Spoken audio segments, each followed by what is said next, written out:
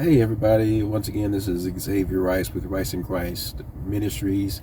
I wanted to just take a brief moment to share this testimony with you. It's actually a string of small moments or testimonies with a theme in mind. Um, I just wanted to share a couple of times where I've been dealing with sickness or some type of physical ailment, and I spoke to it or rebuked it, and I got immediate results. Versus sometimes where I did the same and I did not see immediate results. I can remember one time my wife and I were on a quote unquote staycation. For those of you all who don't know, that's where you go on a vacation, but you don't have enough funds at the moment to leave the city or the country or the states, and so you stay at home. But you do some things like you pretend like you're on vacation. You might even get a hotel locally and things of that nature. And we were in Plano, and we were doing some things in that area. We were about to go eat, and those of you that know me know how much I love to eat. And we were at Del Frisco's, a small plug for Del Frisco's, which I love. And right before we went in, I had this allergy attack hit me. My wife was beside me in the car, and I started sneezing. My eyes got watery and red. I couldn't stop sneezing. My nose was running, and I was fine for the most part all day, right up until that point. And as a result of that, right as I was getting ready to go eat, man, I got angry. And I'm like, no, man, no, how dare this happen right now? And we've made reservations, and I'm not about to let this interfere with the pleasure of a filet mignon or a Wagyu A5 steak or a tomahawk or a porterhouse or a ribeye. And so I was angry, and I rebuked it. I spoke to it sternly. I cursed it, and almost immediately it left. My wife can attest to you, and typically I don't always do that in front of other people, including my wife, because sometimes I don't want to startle them if I speak that sternly to it. But I did that, and it left almost immediately, and we went on. I didn't have any other issues or problems throughout the night while we were dining. Another instance is where we went to an actual vacation. We went to Los Angeles for our 20th anniversary. And at the time, I don't remember if we knew it or not, but LA was actually a hot zone for COVID. And so we flew there, we got off the airplane, and as we got into the hotel that evening, I began to feel sick. And a lot of the symptoms I was having were actually COVID related. Once again, I got angry. Man, we spent way too much money to get to this particular time, and I flew. It's almost like I'm thinking, if the symptoms were going to hit, why didn't they hit before I left? Then, you could have at least canceled the trip. But no, I'm here. I'm in this nice plush hotel with my wife. I'm not about to put myself in a position to possibly make her sick. I'm not going to spend my whole week here in the hotel when all of these things we've planned for this 20th anniversary. No, I got angry. And there was a sense of urgency, and I rebuked it. I cursed it. I went to the restroom, closed the door. I rebuked it. I cursed it and cast it out. And it too, once again, almost left immediately. The next day, I felt fine. And the whole time we were there, which was for quite a few days, I had no issues. I had no problems. Then I remember there was another instance where I was about to go on a mission trip to London, to England, and same scenario.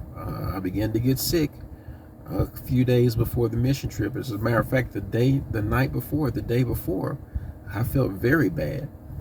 Once again, a lot of time, a lot of energy. There was a lot of effort that was put forth in planning and preparing for that trip, and packing and praying. And we even had people that had sown seeds into our lives and our ministry for us to be able to go on these mission trips across seas. And so there was no way I was going to miss this trip. And so I was very angry, very frustrated. And again, there was this sense of urgency. I rebuked it. I cursed it.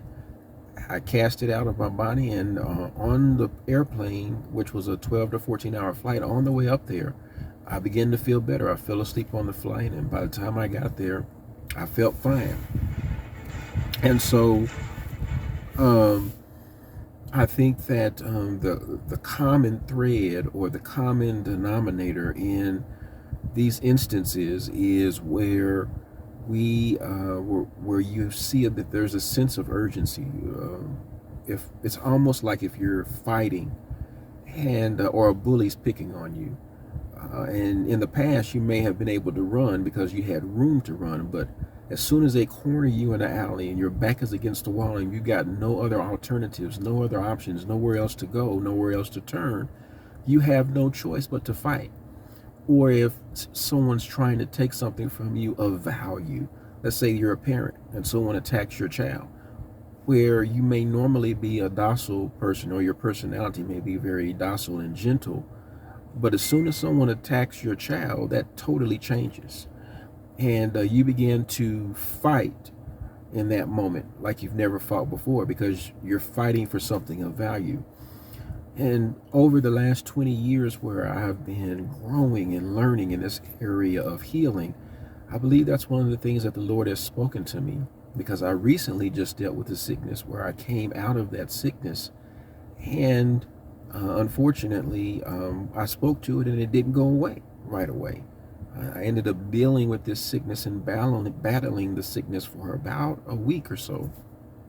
And so having had that happen recently, it caused me to begin to reflect upon these other instances and meditate upon them, and to go back and revisit these testimonies to build my faith and to encourage me to overcome the discouragement or the disappointment that happened as a result of this recent battle or bout of sickness.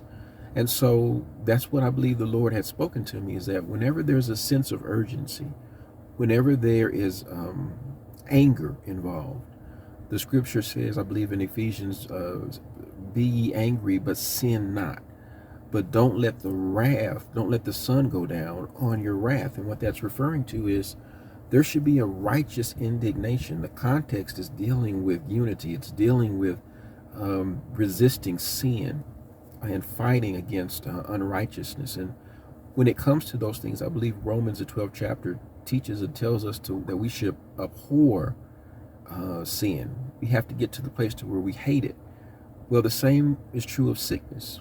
Anything that Jesus purchased for us to have, that the enemy may try to take from us so that we cannot enjoy what Jesus has blessed us with freely with the gift. He suffered for it, for us to have it.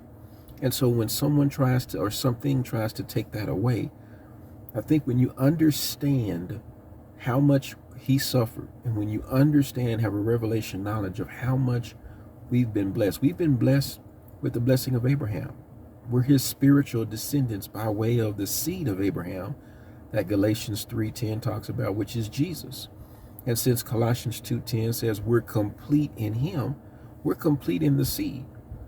And so since we're in the seed, we're one with the seed. 1 Corinthians 6:17 says, he who is joined unto the Lord is one spirit. So we're one spirit with him. We're one. So we reap the benefits of those blessings. And we've been redeemed from the curse of the law.